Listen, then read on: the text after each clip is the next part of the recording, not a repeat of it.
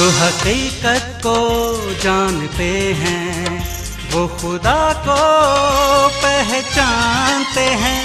हकीकत खुदा है, हकीकत मसीह है, हकीकत पर चलना सही जिंदगी है। हकीकत हकीकत हकीकत हकीकत। हकीकत क्या है? अजीज़ नाजरीन, एक बार फिर से आपका खादिम ऐनुल हबीब आपकी खिदमत में आपका अपना प्रोग्राम हकीकत लेकर हाजिर हो रहा है। इस एपिसोड में हम कुछ ख़ास बातें आपसे करने जा रहे हैं। अगर आपने पिछला एपिसोड देखा है तो आप समझ जाएंगे कि हम किन का जिक्र कर रहे हैं, यानी कि हज़रत दानियल का। अगर आपने नहीं देखा था पिछला एपिसोड तो हम आपको बता देना चाहते हैं कि हम हज़रत दानियल के कुछ ख्वाबों की ताबीर के बारे में बता रहे हैं। पिछले एपिसोड में हमने बताया कि किस तरह से हज़रत दानियल को खुदा ने इस्तेमाल किया था कुछ ख्वाबों की ताबीर पेश करने के लिए, जब उस ज़माने का एक बादशाह था नबूकदनेस्सर, और उसके साथ क्या क्या हुआ, साथ ही साथ ज़माने में क्या हुआ, ये सारी की सारी बातों की तस्दीक दी गई है इससे पहले वाले एपिसोड में। इस एपिसोड में हम आपको बताएंगे कि किस तरह से खुदा हज़रत दानियल के ज़रिए एक और बहुत बड़े रोए को पेश करने जा रहा है। क्या होता है इसके आगे, ये बताने के लिए हमारे साथ हमारे अजीज़ मेहमान एक बार फिर से यहाँ पर हाजिर हैं। आइए हम उनसे मिलते हैं। सबसे पहले मिलते हैं जनाब असगर साहब से। अस्सलाम वालेकुम। वालेकुम अस्सलाम। जनाब चुगताई बेग साहब। अस्सलाम वालेकुम। वालेकुम अस्सलाम। जनाब रफ़ीक साहब। अस्सलाम वालेकुम, खुदावंद यीशु मसीह के नाम में। वालेकुम अस्सलाम। जनाब जॉय साहब। खुदा आप सबको बरकत दे। तो जनाब मेरा पहला सवाल आपसे रफ़ीक साहब। जी पूछे, मैं तैयार हूँ। जी, अब हमने देखा कि किस तरह से खुदा पाक जो है कुछ लोगों को ख्वाब दिखाता है, ख़ास तौर से बादशाह को, और उनकी ताबीर हज़रत दानियल के ज़रिए उन तक लेकर आता है। अब ये भी हमने सुना है कि हज़रत दानियल एक विजनरी थे, यानी कि जो रोया देखा करते थे। तो ऐसा कौन सा रोया उन्होंने देखा जो हमारे लिए और आने वाले ज़माने के लिए एक मिसाल बन के रह गया है? एक निशान है। निशान समझिए।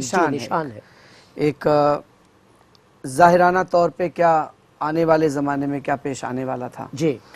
7वें बाब में जब आप पढ़ेंगे तो यहाँ पर 7वें बाब दानियल का 7वां बाब, जी, जब जी। हज़रत दानियल की बात करें तो दानियल की किताब की बात जी, कर जी, रहे जी। हैं।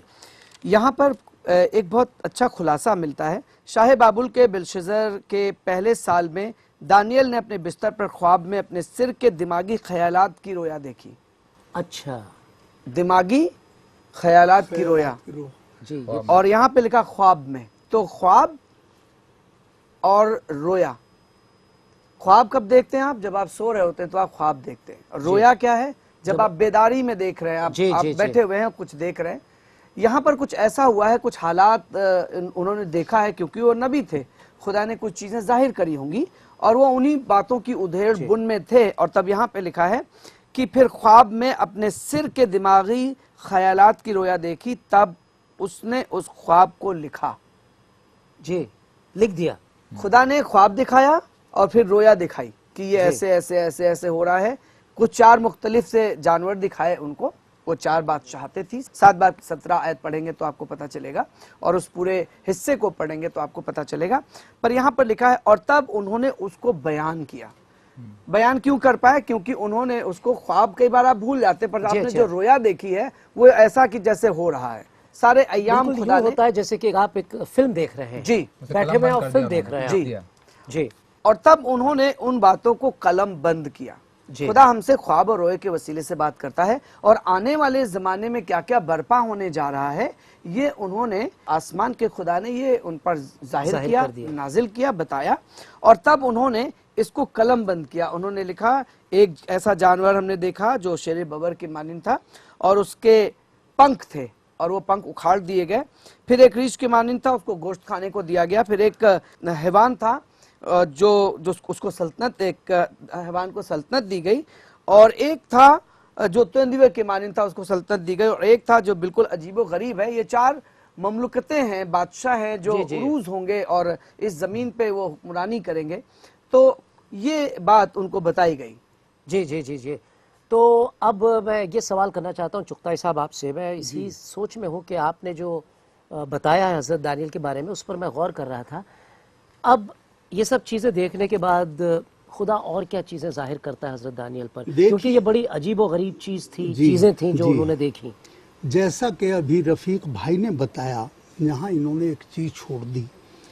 पहली आयत में 7 बाब की यहाँ लिखते हैं, शाह बाबुल बेलशज़र के पहले साल में दानियल ने अपने बिस्तर पर ख्वाब में अपने सिर के दिमागी ख्यालात की रोया देखी। जी यानी उनके दिमाग में कुछ ख्यालात हैं जी जी कि वो कैसा होगा। हम सोचते हैं बाजी, हमारे साथ अगर हम ये करें तो कैसा होगा, या फलाने टाइम में ये काम कैसा होगा। हजरत दानियल उस ख्यालात में खोए हुए हैं। कहीं ऐसा तो नहीं था, क्योंकि अगर देखा जाए इससे पहले बादशाह कौन था? नबूकदनेस्सर। नबूकदनेस्सर। अब कोई नया आया, बेलशज़र आ गया। तो ऐसा तो नहीं था कि वो उस नए बादशाह को लेकर वो कुछ फिक्रमंद थे, परेशान थे? नए बादशाह को लेकर फिक्रमंद कह दीजिए, या नए अय्याम को लेकर कुछ फिक्रमंद कह दीजिए, आने जी, वाले जी। वक्त को लेकर। लेकिन वो दिमागी ख्यालात में सोच रहे हैं और खुदावंद उन्हें फिर वो चीज का जवाब, वो चीज रोया में दिखा रहे जी, हैं जी, जी। जो ये जानवर बताए। आगे जो देखा उन्होंने, वो जानवरों की बात तो देख ली, उसके बाद जो वो देखते हैं वो कदीमुल अय्याम को देखते हैं। जी खुदामंद खुदा जो कादरे मुतलक है, जो कदीम है, जी यानी मौजूदा नहीं बल्कि पहले से हमेशा से कदीम था। है। जी, जी, जी, जी। तो वो कहते हैं मेरे देखते हुए तख्त लगाए गए और कदीमुल अय्याम बैठ गया। उसका लिबास बर्फ सा सफेद था और उसके सिर के बाल खालिस ऊन की मानिंद थे। उसका तख्त आग के शोलों की मानिंद था और उसके पहिए जलती आग की मानिंद थे। अगर हम हजरत यशाया नबी की किताब और 6 बाब में देखें तो वहां भी हमें एक ऐसे ही तख्त का जिक्र मिलता जी है, जी जी जिसको सरूबीम और सराफीम उठाए हुए हैं। जी। लेकिन जो तफसील दी गई है उसके बाल सफेद ऊन की मानिंद थे और ये सब कुछ बिल्कुल वैसा ही दिया गया है।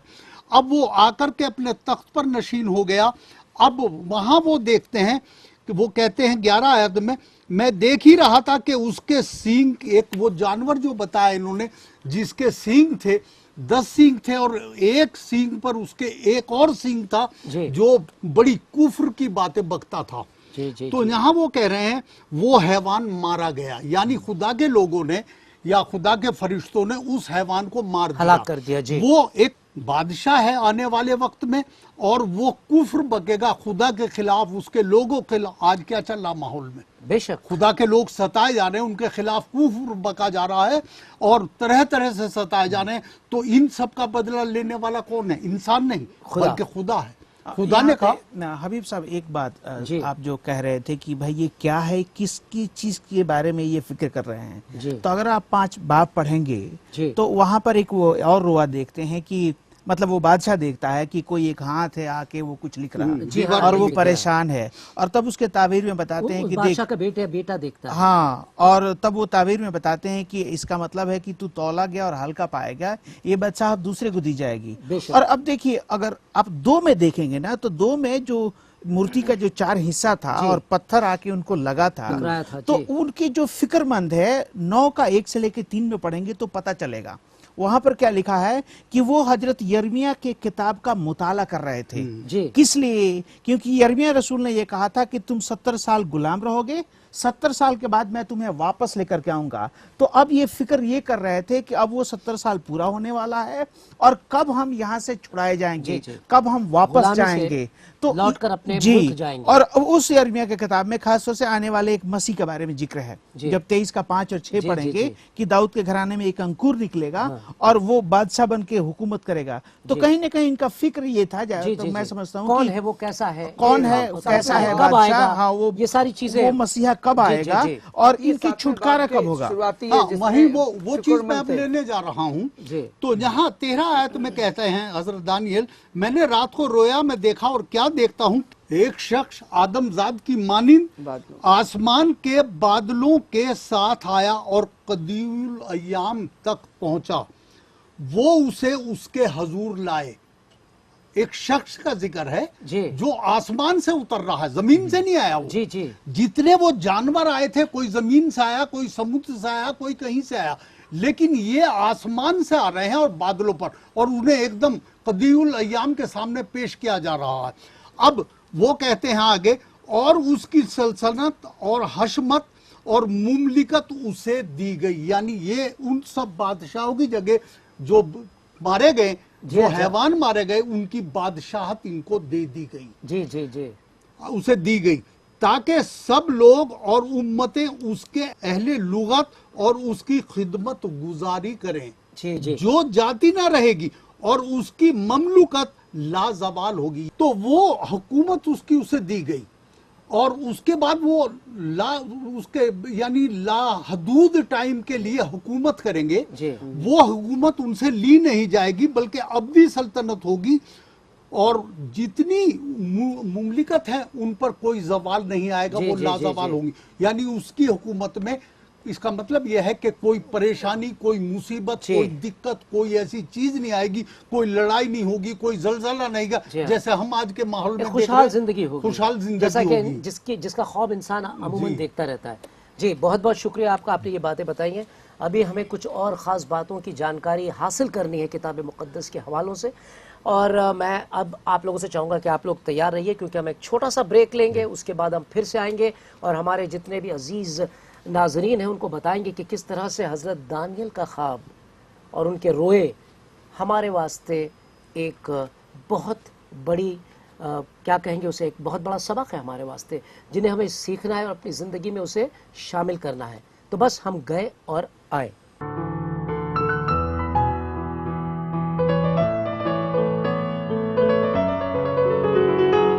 Education has the power to break the cycle of poverty. Sponsor a child, donate for a cause, invest in their future.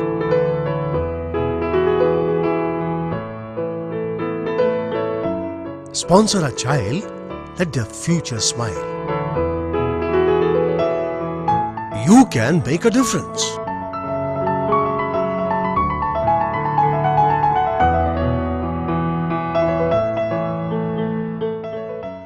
अजीज़ नाजरीन, जैसा कि हमने कहा था, हम गए और वापस आए हैं और हम बात कर रहे हैं हज़रत दानियल के बारे में और उन रोयों के बारे में जो खुदा ने उनको दिखाए थे वक्त दर वक्त। तो अब मेरा सवाल है जनाब जॉय साहब आपसे, कि जैसे कि रफ़ीक साहब फरमा रहे थे कि दानियल के किताब के 7वें बाब में शुरू में ये लिखा है कि 4 ऐसे जानवर जो हैं वो दिखाई पड़ते हैं। कौन है ये जानवर और किसकी तरफ इनका इशारा है? तो अभी हम ख्वाबों की बात कर रहे हैं और ख्वाबों के जरिए किस तरह बात कर रहा है खुदा। हम ये देख रहे हैं कि ख्वाब की एक तो ताबीर उस वक्त के लिए होती है जो वक्त जो नबी है उसका जो आयाम है उसके बारे में बात करें, लेकिन जो असली हकीकत है जो आने वाले वक्त में खुदा करने वाला है उसके अंदर छुपी होती है। तो दानियल जो खुदा से दरियाफ्त करे कि असली हकीकत को बता आने वाले वक्त में क्या हो रहा है। तो ये जो 4 बादशाह जो 4 बता रहे हैं, ये बड़े बादशाहत आने वाली हैं, जो पहले भी बताया था 4 तरह की हुकूमतें हैं। ये 4 जो बहुत ही जबरदस्त होंगे और बड़े मुश्किल होंगे, जो खुदा के लोगों के लिए, खुदा के पाक लोगों के लिए बड़े तकलीफ बहुत तकलीफ का बायस जी, होंगे। जी, जी, बहुत जी, उनको इख्तियार दिया जाएगा, बहुत देर तक वो बादशाहत करेंगे और परेशान करेंगे। बल्कि जो चौथा बादशाह होगा वो सबसे मुख्तलिफ होगा, सबसे जबरदस्त होगा और बहुत ही घमंडी होगा, खुदा के खिलाफ भी घमंड करेगा और लोगों को बहुत ज्यादा कुफ्र बकेगा। हाँ, कुफ्र बकेगा। वो मुकद्दों से जंग करता रहे जब तक के कदीमुल अयाम वो आने वाला ना आए, जब तक हम कहेंगे मसीह ना आए, जो उसका वक्त ना आए, और मतलब दुनिया को करीब करीब बर्बाद करेगा वो। ऐसा वक्त क्यों? आखिरत के आने से पहले जब तक खुदा की बादशाहत कायम ना हो, आखिरी दिनों में बहुत सी मुसीबतें आएंगी और ये उन्हीं मुसीबतों का जिक्र है। लगेगा कि वही सच है, वही जो दुनिया कहती है, जो कामयाब है वही उसी को परस्तिश करते हैं। तो जो शैतान है, जो शैतान की ताकतें हैं, वो सब बादशाहतें हैं, बहुत ज्यादा जोरावर होंगी। ऐसा लगेगा इधर कुछ नहीं है, लेकिन तभी जो असली हकीकत है, जो असली ताकत है, जो कहता है मैं सबसे ऊपर हूं, नबूकदनेस्सर को तू अपने आप को कुछ ही समझ ले, मैं उसके ऊपर हूं, तो वो जब आएगा तो उन सबको नेस्ता नाबूद कर देगा। और फिर जो सल्तनत होगी वो अब्दुल आबाद, जो मुकद्दसों के हाथ में, जो खुदा के हाथ में होगी, जो उनसे कभी छीनी नहीं जाएगी, हमेशा के लिए, अबद के लिए वो कायम हो जाएगी। जॉय साहब, यहाँ पर आपने बताया था कि वो जो आखिरी बादशाह होगा, जो बहुत ही जोरावर होगा, बहुत ही खतरनाक होगा, बेरहम होगा, बेरहमी का भी जिक्र आया है वहाँ पर। तो ये बताइए कि वो किस तरह से लोगों को हलाक करेगा और किस तरह से खुदा उससे बदला लेगा? देखिए, वो हर तरह से जो खुदा के खास, जो अभी भी जैसे है खुदा के लोगों के खिलाफ एक मुहिम चलती है कि वो उनको मारे, तो आगे आने वाले दिनों में बहुत ज्यादा हो जाएगा और उसके बाद ताकत भी होगी।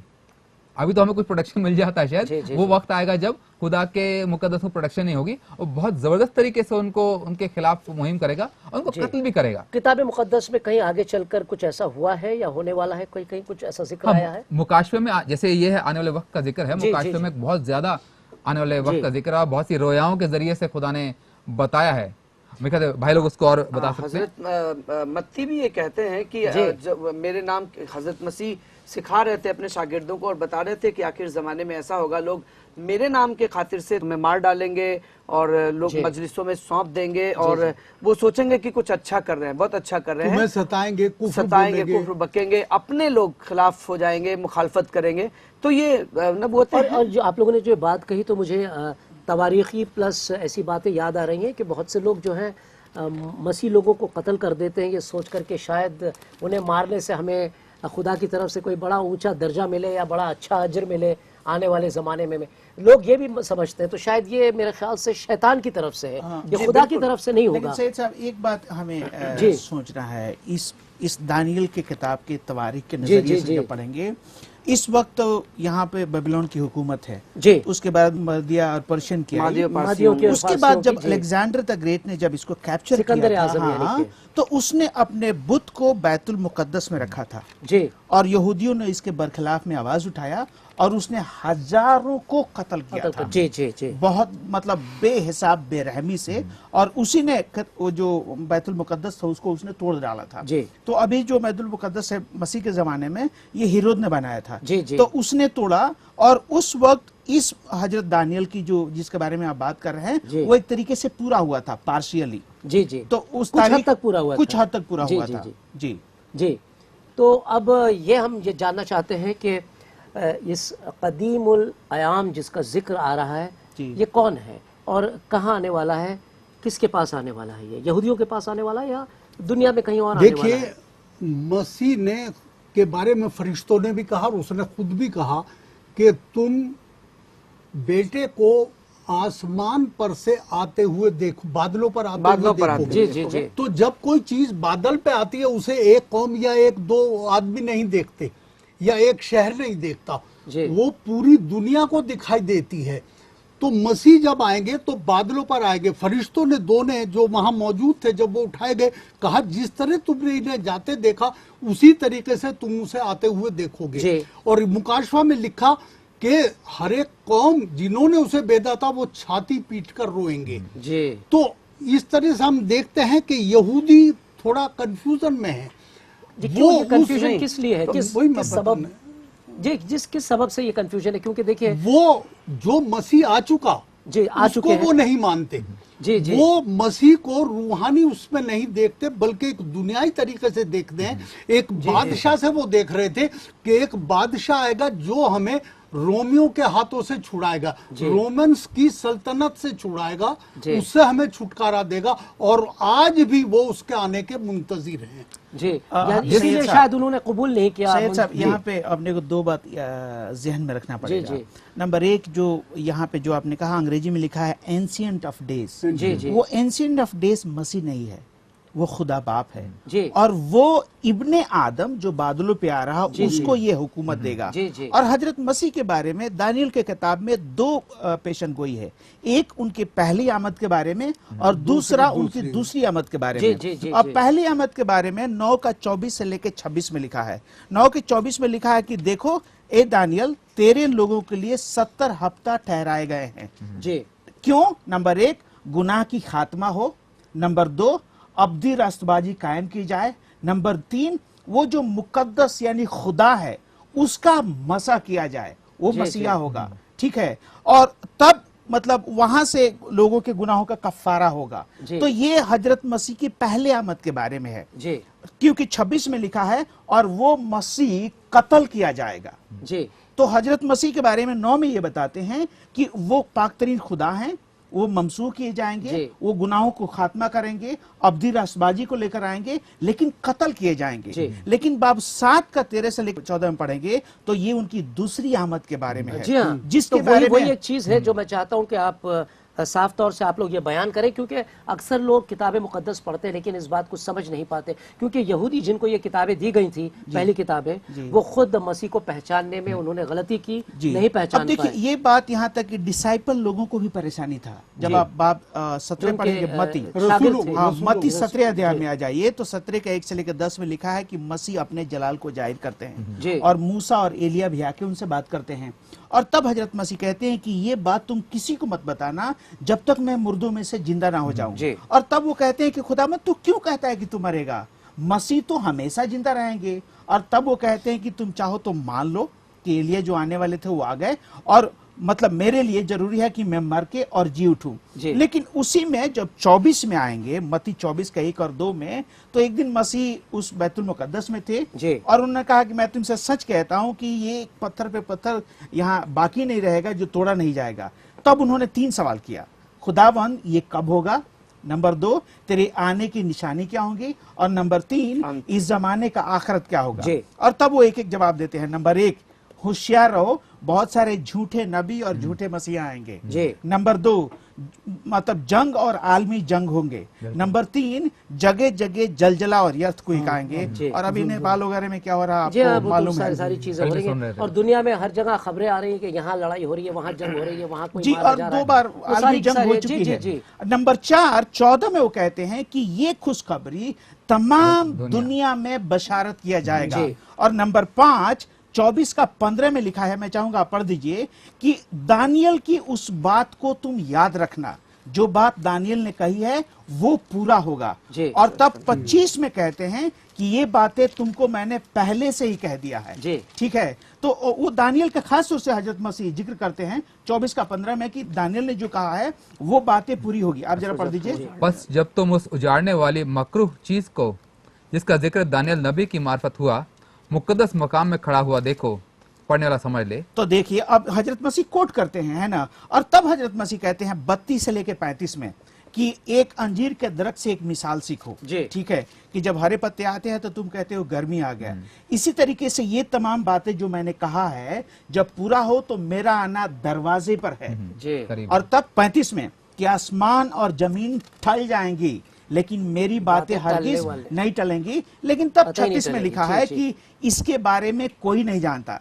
तो कुछ साहबान क्या कहते हैं कि मसीह को हजरत भी मसीह नहीं को मालूम। भी नहीं मालूम। लेकिन ऐसा नहीं है। वहां पर हजरत मसीह एक बात कहते मनुष्यों के हैं कि पुत्रों में मनुष्य से। के पुत्रों में कोई नहीं जानता, और वो 5 मिसाल लोगों देते के हैं। यहाँ साफ बने के आदम में बनी आदम। यहाँ वो ये साफ कह रहे हैं कि ना कोई इंसान जानता, ना कोई फरिश्ता जानता, हाँ। ना बेटा जानता। जी। यानी खुद के लिए तो भी देखिए, मना नहीं कर रहे नहीं हैं, नहीं, सिर्फ बाप। ग्रीक में 2 वर्ड है, एक है होई, और ठीक एक है, को जो से। है तमाम इंसान के लिए, जी। ओके, और दूसरा है होइस, एक द सन के लिए। तो ग्रीक में जो वर्ड उन्होंने इस्तेमाल किया है, मनुष्य के बेटू में कोई नहीं जानता जी, है, जी, जी। द सन इस्तेमाल नहीं नहीं हुआ है। है। लेकिन जब किंग जेम्स ट्रांसलेट हुआ था तो इन्होंने इसको ब्रैकेट में लिखा, और किंग जेम्स के बाद जितने ट्रांसलेशन है इन्होंने सब टेक्स्ट में लिख दिया। जी। तो आज भी कहते हैं, और इसको क्लैरिफाई करने के लिए वो 5 मिसाल देते हैं। जी। नंबर 1, नूहा के दिनों में लोगों को नहीं मालूम है कि ये जलजला कब आएगा, फ्लड कब आएगा। नंबर 2, घर के मालिक को नहीं मालूम कि चोर कब आएगा। नंबर 3, 2 लोग जो खेत में काम करते हैं उनको नहीं मालूम कि कौन होगा। उठाया जाएगा।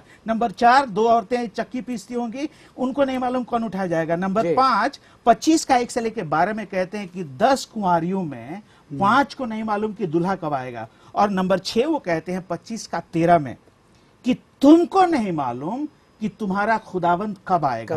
तो पॉइंट क्या है, देखिए दानियल की किताब पढ़ेंगे तो दानियल के किताब का जो थीम है वो 4 थीम है। नंबर 1, पहला जो जो कि थीम है, मुकाशिफे थे वहाँ पर, और जो कि रोए दिए गए थे हजरत जी, दानियल को, तो जो पूरे ख्वाब दिए किताब गए थे। अगर आप पढ़ेंगे जी जी जी जी तो 4 थीम है जो हमें समझ में रखना है। नंबर 1, आखिरी जमाना कब होगा। जी नंबर 2, हाँ, बुराई के खात्मा कब होंगे। जी। नंबर 3, खुदा और मसीह की बादशाहत कब एस्टैब्लिश्ड होगी। और नंबर 4, हम इस मुश्किलात का हल कैसे ढूंढे।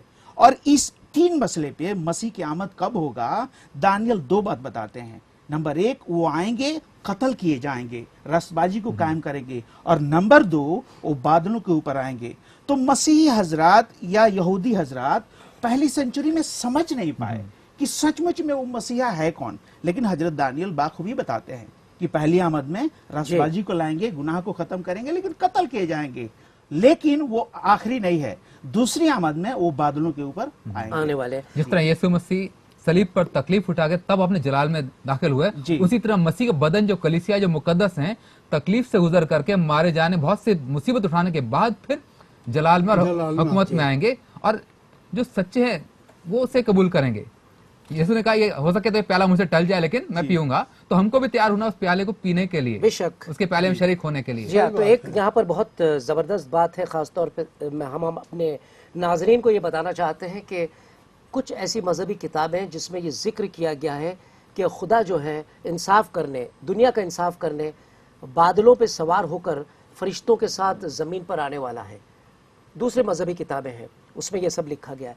कुछ मजहबी किताबें यहाँ तक भी कहती हैं कि मसीह इस तरह से आने वाले हैं, जिस तरह से बाइबल फरमाती है कि मसीह जो है आखिरी दिनों में इस तरह से आएंगे और सारी दुनिया का फैसला करेंगे। तो इससे क्या साबित होता है? एक ही बात साबित होती है कि मसीह ही खुदा है, मसीह ही वो हैं जो आकर आपका इंसाफ करेंगे। हम नहीं चाहते कि किसी का इंसाफ हो इस तरह से, क्योंकि हर आदमी ने गुनाह किया है, हर आदमी खतावार है। किसी भी शख्स ने आज तक अपनी शरीयत को पूरा नहीं किया, चाहे आपकी जो भी शरीयत हो, आप उसे मुकम्मल नहीं कर सकते। सिर्फ मसीह है जो आपको माफ़ी दे सकते हैं, सिर्फ मसीह है जो आपके लिए एक निजात का रास्ता खोल सकते हैं। तो बस हम ये कहना चाहते हैं कि अजीज़ों, ये मज़हब की बात नहीं है, ये बात है खुदा के साथ एक रिश्ता बनाने की, ये बात है उस पर ईमान लाने की जिसने आपको बनाया, ईमान उस पर लाने की जिसने आपसे बेपनाह मोहब्बत की, ईमान उस पर लाने की जिसने आपके सारी ख़ताओं को, सारे गुनाहों को, सारी तकलीफ़ों को अपने ऊपर ले लिया है, और वो है सिर्फ हज़रत यीशु मसीह। तो अजीज़ों, अब वक्त आया आपसे इजाज़त लेने का। हम फिर मिलेंगे और कुछ और ख़ास बातें लेकर आएंगे, कुछ ऐसी गहरी सच्चाइयाँ जो किताब मुक़द्दस में दर्ज है, जो अब तक लोगों के सामने नहीं आई थी, लेकिन खुदा धीरे धीरे अपनी सारी पोशीदा बातों को आपके सामने ला रहा है इस प्रोग्राम के ज़रिए जिसका नाम है हकीकत। तो हकीकत देखते रहिएगा और दूसरों से भी कहिएगा कि वो ये प्रोग्राम ज़रूर देखें। अब हम इजाज़त चाहते हैं, जल्द मुलाकात होगी, तब तक के लिए खुदा हाफिज़। हम तहे दिल से हकीकत प्रोग्राम के चाहने वालों का शुक्रिया अदा करना चाहते हैं। यह आपकी दुआओं का सिला है और साथ ही आपके दिए मोहब्बत भरे भेंट, नजराने और हदियों से मुमकिन हुआ है कि हमारा प्रोग्राम इतने लंबे अरसे से यहाँ चलाया जा रहा है। आप कहेंगे ये खुदा का करना है, बेशक, मगर साथ ही साथ खुदा ये भी तो फरमाता है कि उसके बंदे उसके काम में उसका हाथ बटाएं। आप चाहें तो आप हमारे साथ इस मुबारक काम में शरीके कार बन सकते हैं। आप पूछेंगे कैसे? बस अपनी भेंट, नजराने और हदिये आप इस दिए हुए पते पर रवाना कर दें। अगर आप इस बारे में और जानकारी चाहते हैं तो हमें इस पते पर खत लिखें। पोस्ट बॉक्स नंबर 8028, नई दिल्ली 110033। फिर आपसे दोबारा रूबरू होंगे इसी वक्त। तब तक के लिए शुक्रिया। खुदा हाफिज। वो खुदा को पहचानते हैं, हकीकत खुदा है, हकीकत मसीह है, हकीकत पर चलना सही जिंदगी है। हकीकत खुदा है, हकीकत मसीह है, हकीकत पर चलना सही जिंदगी है। हकीकत हकीकत हकीकत हकीकत।